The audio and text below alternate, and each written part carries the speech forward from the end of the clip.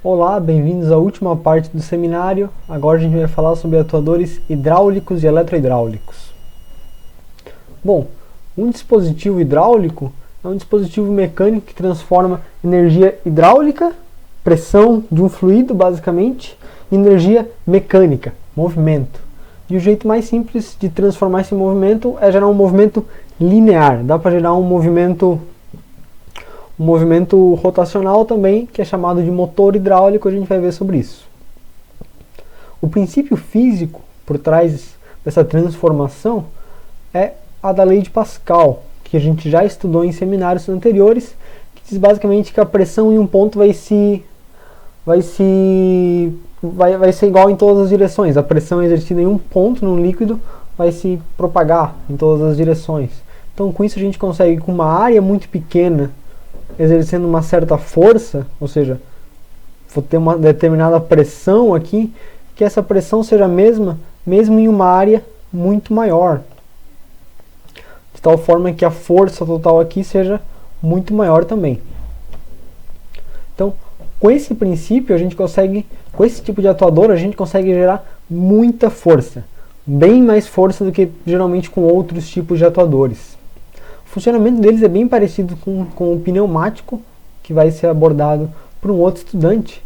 E para explicar o princípio de funcionamento, eu vou passar aqui brevemente um videozinho. É assim que ele opera. Quando o óleo vai fluir para a câmara traseira, gera-se uma pressão de trabalho e o êmbolo avança. Este cilindro exerce força em apenas uma direção.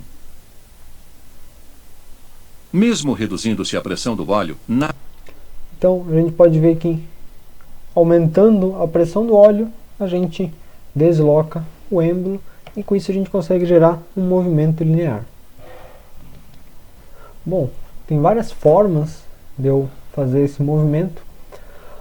O atuador de ação simples, ele exerce força em um único sentido, então eu apenas tenho uma entrada de óleo.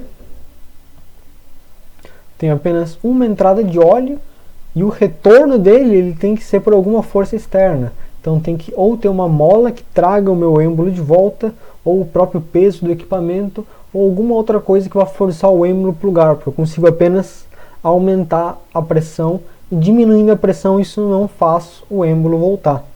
Esse êmbolo também pode ter ação telescópica, então ele pode se esticar, ele pode se desdobrar, como é usado por exemplo em elevadores, em que eu preciso ter uma haste muito grande, então eu uso uma haste telescópica.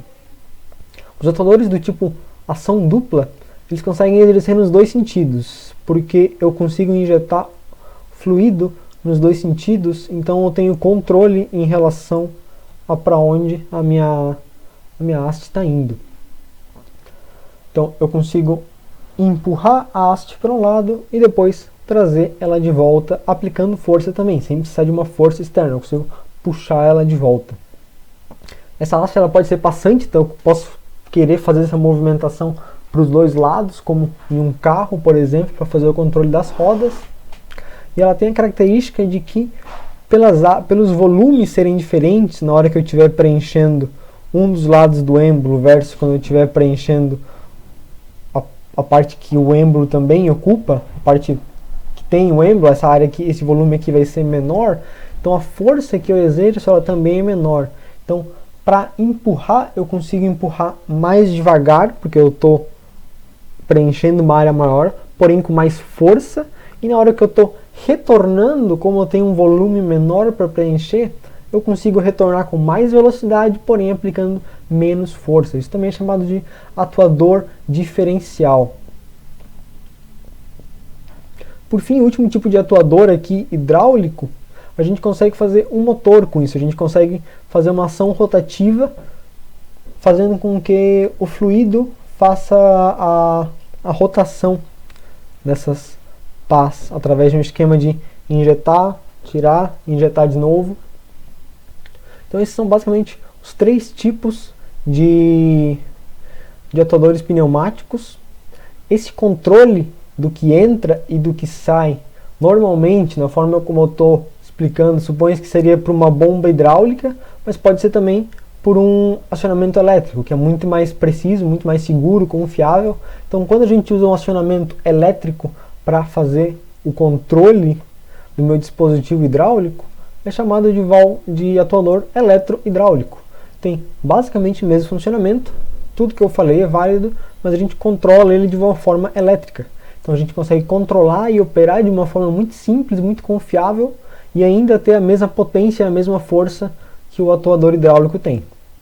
Então esse aqui é basicamente o esquema em que eu consigo controlar o fluxo de fluido através de um motor elétrico, e o princípio de funcionamento do atuador hidráulico em si continua exatamente o mesmo. Então, essa parte de atuadores hidráulicos ela é bem mais simples. Eu não encontrei muito material que se aprofundasse em relação a isso de uma forma que eu acredito que seja vantajosa para o curso de eletrônica. A gente poderia abordar, por exemplo, esquemas de controle ou elaborar circuitos hidráulicos e tudo mais, mas eu acho que isso não acrescenta a nossa disciplina de instrumentação eletrônica. Também reforçar que esse conteúdo, esse princípio de funcionamento e aplicações, provavelmente vai ser reforçado, vai ser visto por um outro ângulo lá em atuadores pneumáticos, que eu acredito que a gente tem algum colega aí que vai fazer essa apresentação.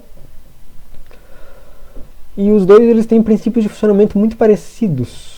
Então, a última coisa que eu queria reforçar aqui também são as aplicações. Visto que a gente consegue gerar muita força com esse tipo de dispositivo, a gente consegue aplicar em uma série de indústrias, por exemplo, uma série de aplicações, seta escavadeira e tudo mais que vão. Indústria civil usa muito para levantar peso e tudo mais. Então, qualquer coisa que exija levantar peso, empurrar e tudo mais, e precise fazer isso com muita força, que um motor elétrico, por exemplo, geralmente não consegue fazer, então atuadores hidráulicos é a opção a seguir. Beleza? As referências para essa parte de atuadores hidráulicos em específico são essas duas últimas aqui. Valeu?